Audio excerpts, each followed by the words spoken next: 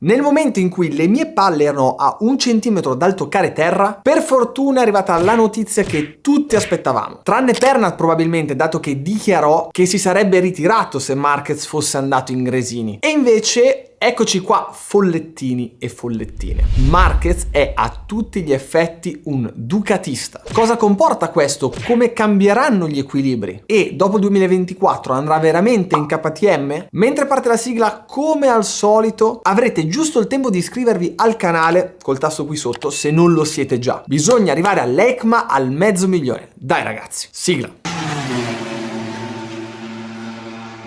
Partiamo con la notizia che ha aperto il weekend. Marc in Gresini e possibili scenari futuri. Chi segue costantemente i post GP sa che sono sempre stato molto convinto di Marquez in Ducati. Non perché sapessi nulla di più rispetto a quello che sapevano tutti, ma andando per logica senza farsi prendere dalle notizie che uscivano ogni giorno, era abbastanza semplice immaginarlo e voglio spiegarvi il perché. Con buona pace degli haters, è il personaggio mediatico più importante della MotoGP e come se non bastasse è tra i più forti, se non il più forte. Averlo nelle retrovie come Quartararo dopo tutto è una perdita troppo grande per Dorna, così come per il pubblico che vorrebbe vedere cosa è capace di fare a pari moto con quelli che sono considerati i migliori al momento, Martin, Pecco e via dicendo. Quindi nel momento in cui il pilota più iconico della MotoGP attualmente decide che è il momento di cambiare aria, non ci sono contratti o accordi che tengono, o almeno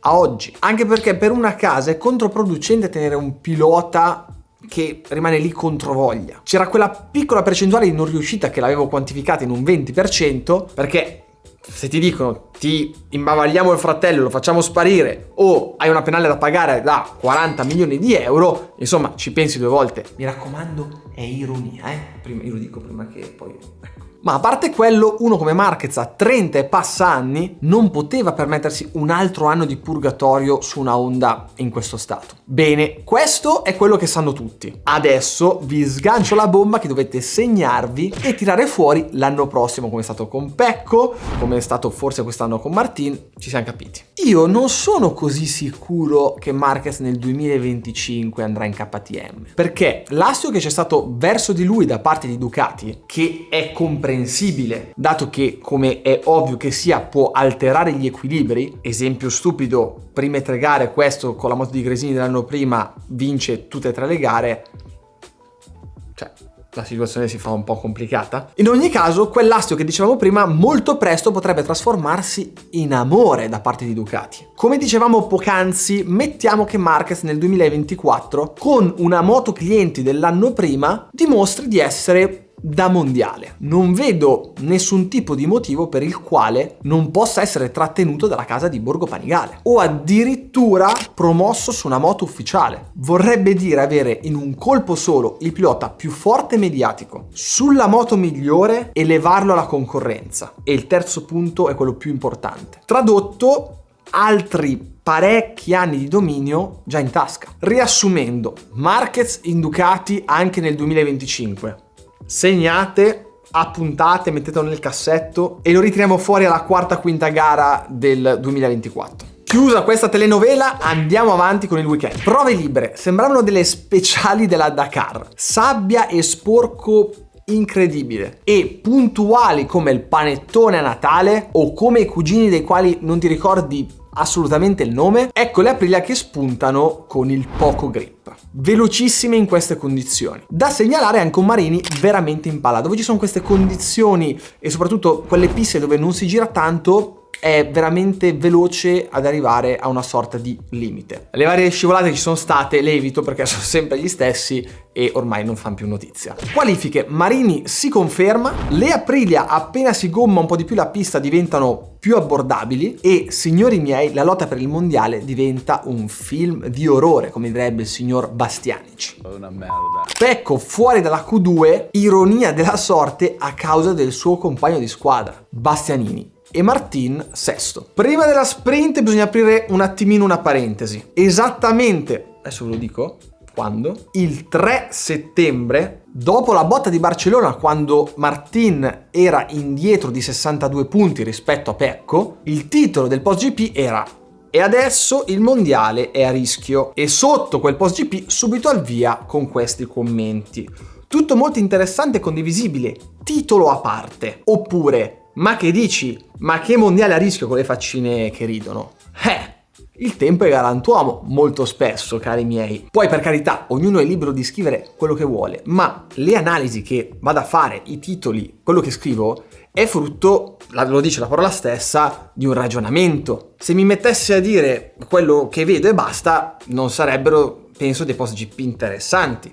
Bisogna qualche volta osare, bisogna cercare di prevedere un po' il futuro. E insomma, mi sembra che certe volte ci abbia azzeccato. A questo punto possiamo dire, affermare e soprattutto essere tutti d'accordo che il momento che ha cambiato il corso della stagione è stata la caduta di Barcellona di Pecco. Ed è più semplice di tutti i complotti che si leggono in giro. Un pilota per riacquistare la fiducia da top 3, che vuol dire guidare a dei livelli da alieno, come sta facendo Martin in questo momento, serve tempo e, come si vede spesso, il carro del vincitore è sempre pieno. Quindi da forza Pecco si è passati a lo sapevo che Martin era più veloce, era più talentuoso. No, sono cazzate. Sono due piloti fortissimi che stanno vivendo momenti di forma differenti. Lo so che è difficile, ma andiamo indietro di un anno. Dopo il 2022 nessuno, e dico nessuno, avrebbe scommesso su un Martin competitivo. Anzi, era perculato da tutti, compreso Pernat, e me lo ricordo bene le interviste, perché Bastianini lo fregava sempre sul finale di gara e diceva appunto che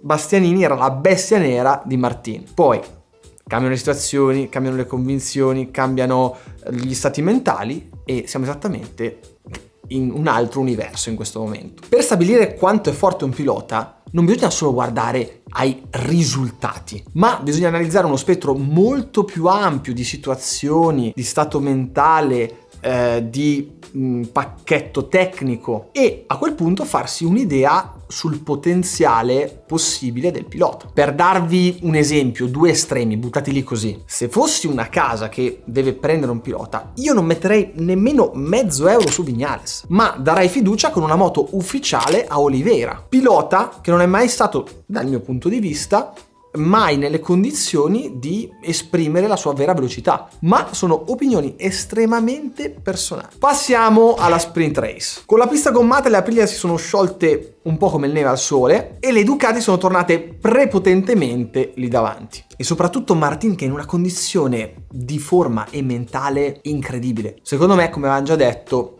il discorso molto semplice è capire quando gli riscatterà il click a Pecco e potrà di nuovo guidare come sa. Altro argomento molto piccante è stato perché Bastianini non ha fatto passare Bagnaia? Per il semplice fatto che si vogliono evitare, dal mio punto di vista, le polemiche che l'anno scorso sono state una palla al piede per mesi e mesi e mesi. Mancano ancora tante gare alla fine e fare giochi strategia adesso non ha molto senso. Quindi se si possono evitare queste situazioni che comunque non sono mai stupende, è meglio. Bezzecchi eroico con la clavicola operata 7-8 giorni prima, va come se non fosse successo assolutamente nulla. E Marini si conferma bello solido e ogni volta che fa una bella gara godo, perché veramente penso sia il pilota più odiato e sottovalutato della GP. Vi faccio un altro esempio stupido buttato lì così alla cazzo di cane.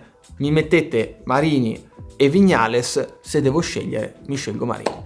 Lo so, qui attenzione, fuochi d'artificio, lo so già, però ragazzi, ognuno fa le sue scelte. Fatemi sapere voi chi scegliereste. E ora la garona. Bene, il click mentale di cui parlavamo prima, che serviva a Pecco, non abbiamo dovuto aspettare molto. Martin sbaglia nel momento cruciale dell'allungo in campionato e Pecco reagisce nel momento più difficile di sempre, quando il tuo avversario sembra imbattibile e irraggiungibile. Questo tipo di gare cambiano i campionati, esattamente come a Barcellona. Non è frutto del caso. Pecco tra la sprint e la gara lunga ha cambiato completamente passo, ha trovato il bilanciamento ottimale e anche lui ha fatto la differenza. I primi 2 giri di gara sono stati da cineteca. Navigare sul limite come ha fatto lui, tra sorpassi e rischi presi senza commettere errori, è da campione vero. Ma ormai lui ci ha abituato a questo up and down, gare dove sembrava impossibile far la cavolata, sbagliare, bastava rimanere tranquilli, eppure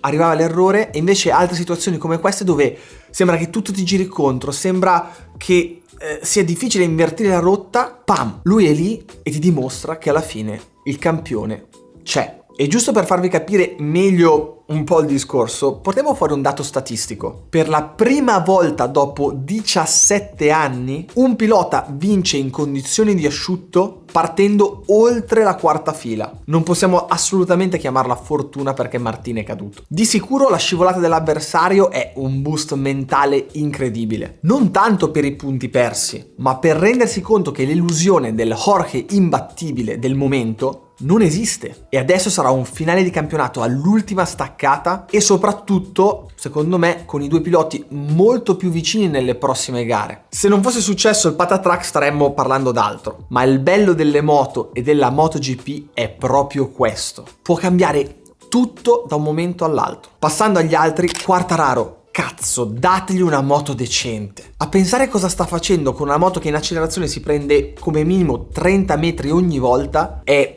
incredibile. E nota di merito Adiggia, grande, bellissima gara, finalmente dopo tutte queste voci, dopo tutte queste cose che è molto complicato rimanere sereni e tranquilli, nel momento in cui appunto non aveva più nulla da perdere, è arrivata la notizia, pam, ha tirato fuori la sua più bella gara dell'anno. Adesso indovinate di chi sto parlando. Ha una moto che è un cancello, ha firmato per la moto migliore sulla griglia nel 2024, è caduto nelle libere, è caduto nella sprint, ma non basta, la lancia anche in gara. Ovviamente il buon Marquez. Ma porca pupazza, cioè ormai da questa perego di Honda non tiri fuori più niente, neanche una misera top 10 in condizioni normali. Perché devi rischiare di farti male con la possibilità di un 2024 da protagonista? Stai calmo, stai buono, mancano poche gare. Fino a quando hai la speranza di fare qualcosa di buono ha senso rischiare anche in questa situazione tecnica. Ma così, in questo modo, secondo me vuol dire proprio non ragionare. Binder, dopo la cannonata a Marini, non indifferente, ha deciso che voleva fare il record di long lap penalty in una sola gara e il buon Viñales rimane sempre il buon Viñales. Questo ragazzi è tutto dal post GP di Mandalika. Vi inizio ad avvisare che all'EICMA sarò presente il venerdì, il sabato e la domenica. Ovviamente vi aggiornerò anche su stand, orari precisi e tutto il resto appena saprò le cose in via definitiva. Ma se seguiste i canali un po' più immediati, diciamo tipo Instagram e Telegram, che sono qui sotto in descrizione, potrei tenervi molto più aggiornati in tempo reale. Quindi mi raccomando, se avete uno dei due, qui sotto i link. Come al solito, gas, ci vediamo al prossimo video.